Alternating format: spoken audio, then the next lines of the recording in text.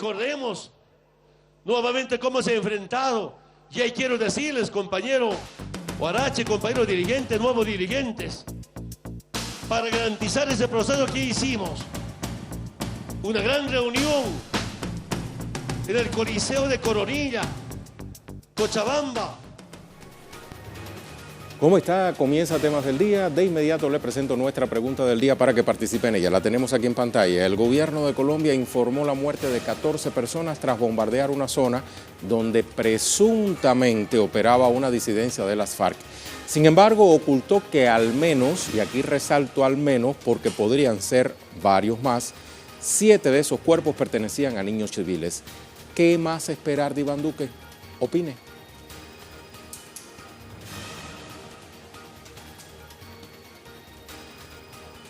También les recuerdo que Cuba presentó hoy ante la Organización de las Naciones Unidas por 28ª ocasión consecutiva la resolución que exige el fin del bloqueo impuesto por Estados Unidos al país caribeño. Sobre el debate que se generó en la Asamblea General de la ONU este miércoles le vamos a hablar en nuestro primer tema del día. Acompáñenos.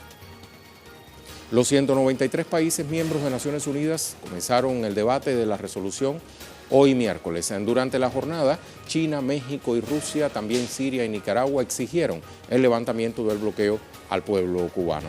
Los diplomáticos alertaron que la medida coercitiva de la Casa Blanca viola los derechos humanos y pone en riesgo el desarrollo de la isla. Las deliberaciones en la ONU sobre el proyecto de resolución culminarán mañana jueves. En nombre del Movimiento de Países No Alineados, Yashara Aliyev, representante permanente de Azerbaiyán ante la ONU, condenó el bloqueo ilegal de Estados Unidos contra la mayor de las Antillas.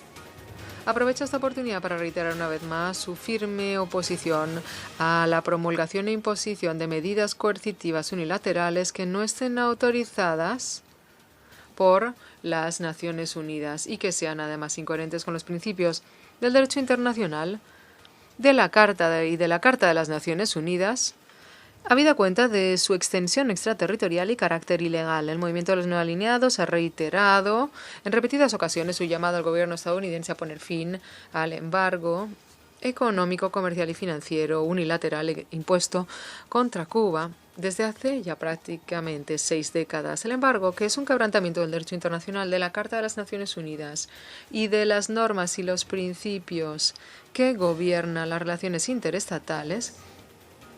Por su parte, el embajador de Palestina, en representación del Grupo de los 77 Machina, expresó su preocupación frente al bloqueo. El Grupo de los 77 y China está preocupado porque si estas sanciones prosiguen, el potencial de desarrollo cubano, tanto en términos económicos como humanos, se va a ver socavado muy injustamente y sería imposible que Cuba pueda embarcarse en la travesía hacia el desarrollo sostenible prevista en la Agenda 2030, agenda a la que se han comprometido todos los Estados miembros. La representante de Granada ante Naciones Unidas, Keisha Maguire, reiteró el apoyo de la Comunidad del Caribe al derecho soberano de Cuba y rechazó este bloqueo unilateral. La CARICOM sigue apoyando el derecho soberano de Cuba de elegir su propia senda de la manera que considere más beneficiosa para su desarrollo social y económico. El embargo impuesto contra Cuba viola el derecho internacional y es un anacronismo y una aberración en el mundo de hoy en día. No tiene ningún propósito útil en el siglo XXI, en que la cooperación mundial es tan importante para abordar los diversos retos que actualmente enfrenta la comunidad internacional. Hablaba en nombre de la CARICOM, la Comunidad de Países del Caribe. El gobierno cubano agradeció por su parte el rechazo de la Asamblea General de Naciones Unidas al bloqueo impuesto por la Casa Blanca contra la mayor de las Antillas. Por ejemplo, a través de su cuenta en Twitter, el presidente Miguel Díaz-Canel Bermúdez manifestó: Cuba sabe que cuenta con el apoyo unánime de los pueblos contra el bloqueo. El canciller Bruno Rodríguez expresó apoyo abrumador en la Asamblea General de Naciones Unidas al levantamiento del bloqueo a Cuba, fuerte rechazo a la ilegal y criminal política de Estados Unidos violatoria del derecho internacional de marcado carácter extraterritorial que daña a nuestro pueblo y constituye el principal obstáculo a nuestro desarrollo. El bloqueo es real, una etiqueta que ha estado muy posicionada por estos días. Y desde la sede de Naciones Unidas en Nueva York, Aisa García nos trae el reporte. Te saludo, Aisa. Hola, ¿qué tal? Efectivamente, este miércoles numerosos países se pronunciaron en la sede de Naciones Unidas en contra del bloqueo de Estados Unidos contra la isla de Cuba, que se vio reforzado este bloqueo recientemente con la ampliación de su aplicación extraterritorial. Y es que hoy se presentó aquí ante la Asamblea General de la ONU el proyecto de resolución sobre la necesidad de poner fin a esa política considerada aquí por abrumadora mayoría de países como una política anacrónica. Zimbabue rechazó el endurecimiento de las sanciones y su impacto extraterritorial. Como otros países, Jamaica instó en que esta medida unilateral es ilegal y viola la Carta de Naciones Unidas.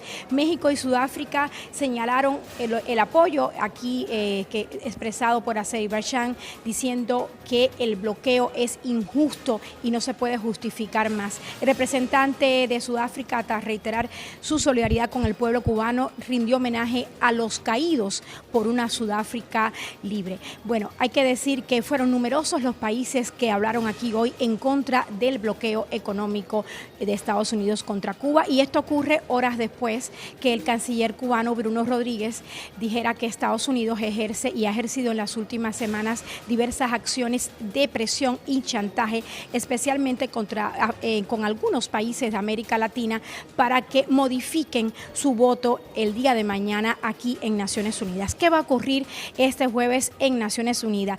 Bueno, este jueves es la votación del proyecto de resolución que se llama Necesidad de poner fin al bloqueo económico, financiero y comercial de Estados Unidos contra Cuba, un bloqueo que ya lleva 56 años, y mañana se va a votar por 28 ocasión esta resolución para demandar el cese de esta política que ha causado pérdidas billonarias con B al pueblo cubano.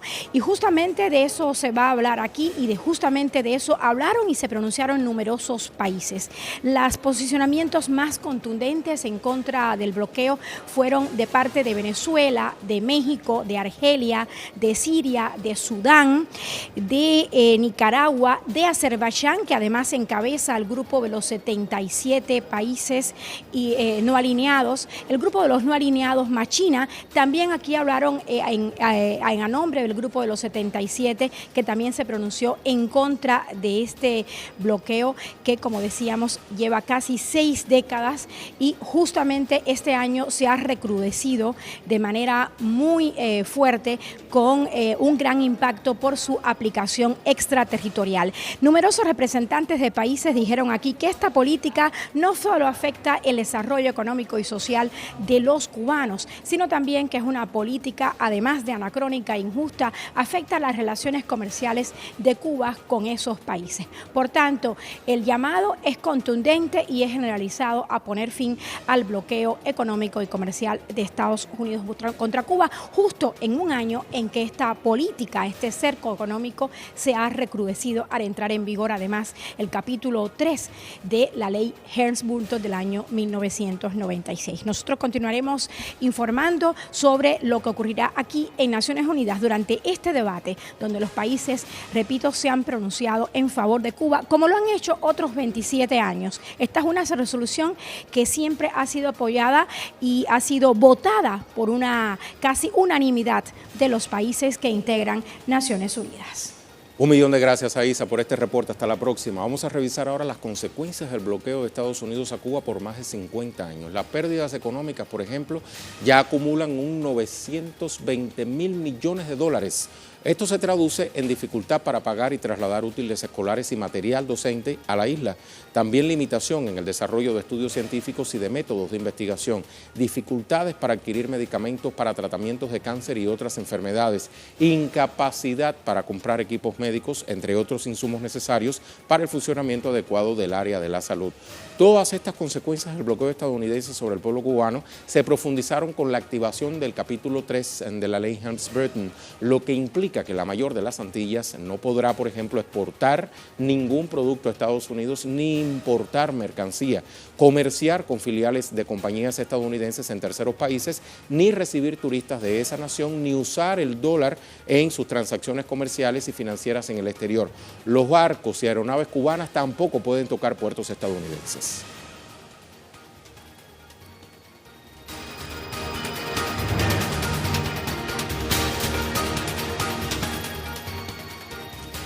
Ahí tenemos en pantalla entonces nuestra pregunta del día. El gobierno de Colombia informó la muerte de 14 personas tras bombardear una zona donde presuntamente operaba una disidencia de las FARC. Sin embargo, ocultó que al menos 7 de esos cuerpos pertenecían a niños civiles. ¿Qué más esperar de Iván Duque? Opine, participe.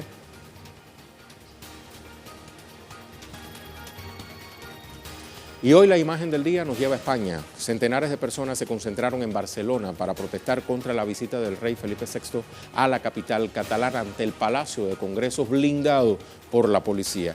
En medio de estas protestas, la princesa Leonor asiste en Barcelona a su primer acto oficial en Cataluña, donde, acompañada por los reyes, entrega los premios Princesa de Girona en su 10ª edición. Con estas imágenes, a la pausa.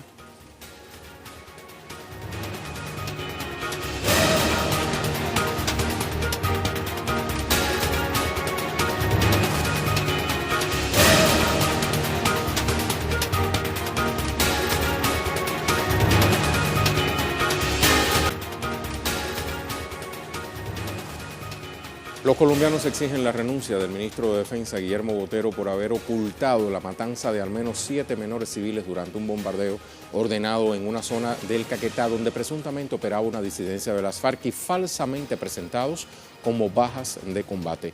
Le contamos más en nuestro segundo tema del día. Acompáñenos. ¿Usted por qué no le contó a Colombia, ministro, que había bombardeado niños en ese operativo? ¿Usted por qué le escondió eso a Colombia o no le contaron sus hombres? Cuando hay un operativo fallido, fracasado o, para peor desgracia, intencionado en las guerras internacionales, es una noticia mundial. Cuando mueren niños, una niña de 12 años y 6 más y quizá 10 menores de edad bombardeados y luego revictimizados al presentarlos por usted como delincuentes. Hernán Tovar nos amplía la información. Te saludo, Hernán. ¿Qué más trascendió de este debate en el Congreso colombiano y qué otras reacciones ha habido en Colombia sobre este tema de tanta sensibilidad humana? Gracias, un saludo para usted y para toda la teleaudiencia que nos ve a través de las pantallas de Telesur. Y sí, efectivamente, después de conocerse esta moción de censura y con el correr de las horas se van conociendo muchos más detalles sobre este tema. Recientemente hablaron los padres de la menor que resultaron asesinadas, aduciendo que esta niña no pertenecía a ningún grupo armado, ningún grupo guerrillero. Ella era estudiante. De igual forma, el personero del municipio de Puerto Rico, en Caquetá, asegura que él había avisado a las autoridades y a las guarniciones militares del reclutamiento que estaban llevando a cabo allí en ese municipio algunas disidencias, que la cúpula militar ya estaba informada de que había reclutamiento por parte de estas disidencias, así que no se entiende cómo en este momento salen las fuerzas militares en cabeza del ministro diciendo que después del en el bombardeo ellos no tenían conocimiento de que había menores en esos campamentos. Los padres piden justicia y también piden la renuncia del ministro de Defensa y que se investigue a fondo a los comandantes de las fuerzas militares que no solo fueron testigos de este bombardeo, sino que ordenaron el mismo. Muchísimas gracias, Hernán, por esta información que nos acabas de ofrecer. Hasta muy pronto. Hernán Tovar nos acompaña desde nuestra corresponsalía en Bogotá, Colombia. Hermes Álvarez, padre de la niña, o vamos a cambiar de información. Los colombianos se han expresado, como le decía, a través de sus pronunciamientos en las calles, pero hay un comunicado de Fiscalía Colombia que informa que el día 29 de agosto recibió información oficial sobre la acción militar realizada sobre un campamento de un grupo armado organizado en una zona rural específicamente San Vicente del Caguán. El comunicado aclara que el 2 de septiembre el fiscal del caso recibió los reportes de las fuerzas militares y el material probatorio recogido en el sitio por funcionarios de la DIJÍN, de la Policía Nacional, que dan cuenta de la recuperación de varios cuerpos sin vida y la incautación de 15 armas de fuego, entre fusiles, ametralladoras y pistolas, cartuchos, proveedores y otros elementos como dispositivos electrónicos. El texto relata que los análisis médicos legales aún no han concluido. Hasta ahora se han identificado 15 cuerpos, 8 menores de edad y 7 adultos, escuche bien, y 2 más permanecen sin identificar. También señalan que hasta la fecha el fiscal del caso ha autorizado la entrega a sus familiares de 10 cuerpos identificados.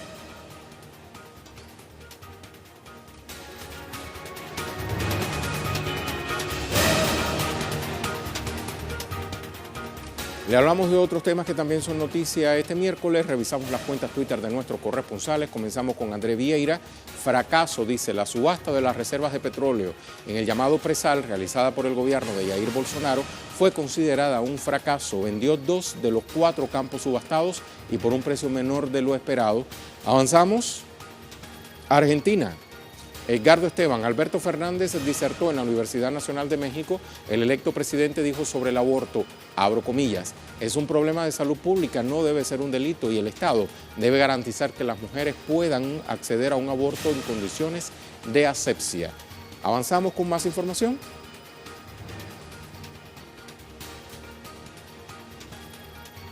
Antes de brindarle otro asunto que también forma parte de nuestra incumbencia, le propongo pausa.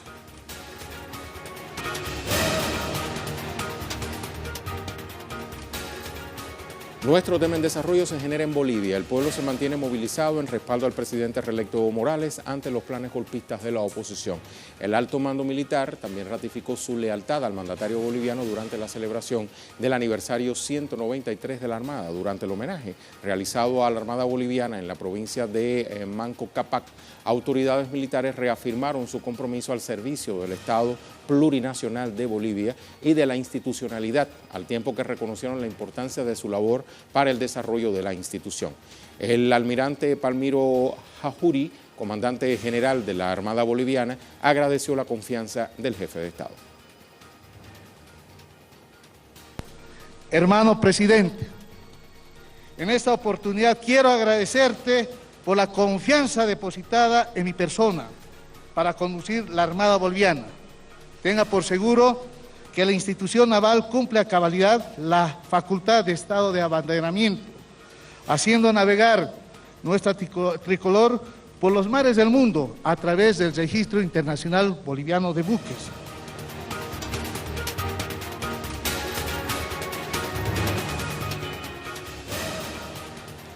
Aquí tenemos entonces la pregunta del día. Se la recuerdo, el gobierno de Colombia informó la muerte de 14 personas tras bombardear una zona donde presuntamente operaba una disidencia de las FARC. Sin embargo, ocultó que al menos 7 de esos cuerpos pertenecían a niños civiles. ¿Qué más esperar de Iván Duque? Era la pregunta.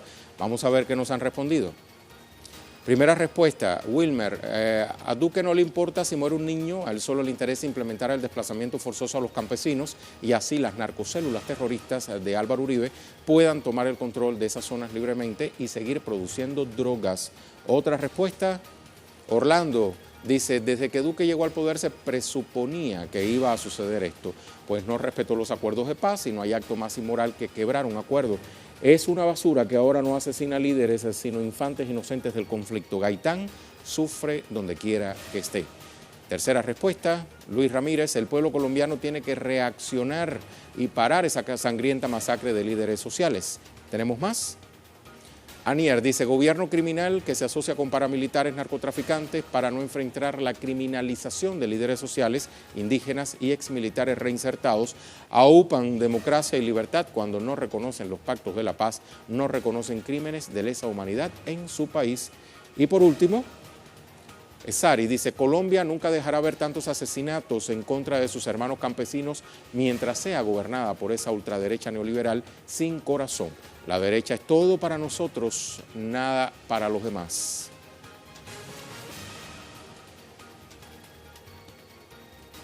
Gracias a todas las personas que se comunicaron con nosotros para participar en nuestra pregunta del día. Lo vamos a dejar en el vídeo web del día, producciones audiovisuales que puede conseguir compiladas en la cuenta en Facebook de Telesur.